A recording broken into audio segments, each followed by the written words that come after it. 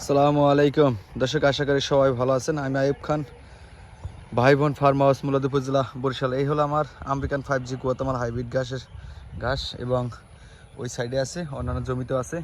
তা আজকের আলোচনা থাকবে এই গুয়াতেমালা ঘাসের কাটিং কেমন হয় এবং চারা কেমন হয়, এই ঘাসের বীজ হয় কিনা, এগুলো নিয়ে কথা থাকবে। আশা করি পুরো ভিডিওতে থাকবেন এবং A to Z চাষ পদ্ধতি দেখেন। দর্শক, আপনাদেরকে কাটিং ডেলিভারি দেওয়ার পরে যে অবশিষ্ট কাটিংগুলো থাকে, যেগুলো না দেওয়ার মতো, সেই কাটিংগুলো আমরা রোপণ করি।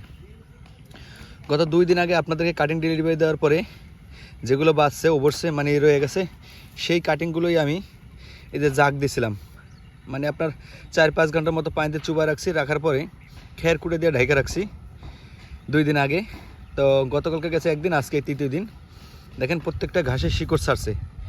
এই যে এই ঘাসগুলোই এখন ইনশাল্লাহ রোপণ করব।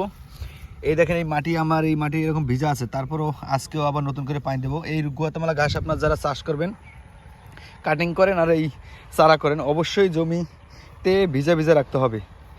যদি ভিজা ভিজা রাখেন 100%, তাহলে ঘাসের জার্মিনেশন ভালো আসবে। দর্শক, এগুলো হলো চারা, এগুলো আজকে 4 দিন হয়েছে রোপণ করা হয়েছে, আর এগুলো হয়েছে 1 সপ্তাহ হয়েছে রোপণ করা হয়েছে।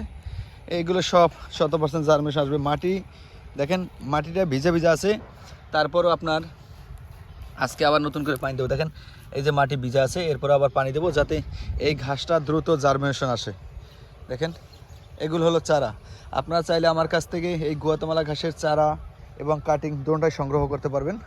সারা বাংলাদেশেই ক্যাশ অন ডেলিভারি দিব। দেখেন দর্শক, এই যে চারাগুলো রোপণ করছি, প্রত্যেকটা চারা ধরছে অলরেডি। তো যেহেতু এখানে 5-6 দিন হয়ে গেছে, আজকে আবার নতুন করে পানি দিব। পানি দিলে হবে কি, এই ঘাসটা আরও দ্রুত বেড়ে যায়, মানে বড় হয়ে যাবে, সমস্যা হবে না। আর এগুলো হলো গুয়াতেমালা 5G ঘাসের কাটিং। দর্শক, অনেকবার বলা হয়েছে এই ঘাসের কাটিং হয়, বীজ হয় না। এই হলো কাটিং কোয়ালিটি। দেখেন, আপনারা চাইলে আমার কাছ থেকে এই ধরনের কাটিংগুলো বা চারাগুলো সংগ্রহ করতে পারবেন। দেখেন 1 বছর বয়সের ঘাস এগুলো, তারপর কোনো একটা ঘাসে আপনার ফুল আসে নাই। তো এই ঘাসটা নিয়ে বেশিরভাগই প্রতারণা হয়, তাহলে কি ফুল বলা হয়, বীজ বলা হয়। আসলে এই ঘাসের বীজ হয় না। আপনার চাইলে আমার কাছ থেকে এই ধরনের ঘাসের কাটিং সংগ্রহ করতে পারবেন। তবে এই গুয়াতেমালা ঘাসের কাটিং রোপণ করেন আর বীজ আর লিগা আপনি চারা রোপণ করেন, অবশ্যই মাটি ভিজা ভিজা রাখতে হবে ঘাসটা না হওয়া পর্যন্ত। যদি ভিজা ভিজা না রাখেন, তাহলে জার্মিনেশন আসবে না, নষ্ট হয়ে যাবে। দেখেন দর্শক, এই যে রোপণ করছি চারা এগুলো 100% জার্মিনেশন আসে এবং কাটিংও আপনার 95 থেকে 100% আসে। যদি আপনার মাটি ভিজে ভিজে থাকে, তাহলে কাটিং মিস হওয়ার সম্ভাবনা 0%। তো আপনারা চাইলে এই ধরনের ঘাসের কাটিংগুলো বা চারাগুলো আমার কাছ থেকে সংগ্রহ করতে পারবেন। ইনশাল্লাহ সারা বাংলাদেশ ডেলিভারি দিয়ে দিচ্ছি। এই গুয়াতেমালা 5G ঘাসের কাটিং এবং চারা দুটোই আমার কাছে পাবেন। ওই দেখেন গুয়াতেমালা চাষ করা আছে এবং এখানে আছে আরও কয়েকটা প্লট আছে ইনশাআল্লাহ।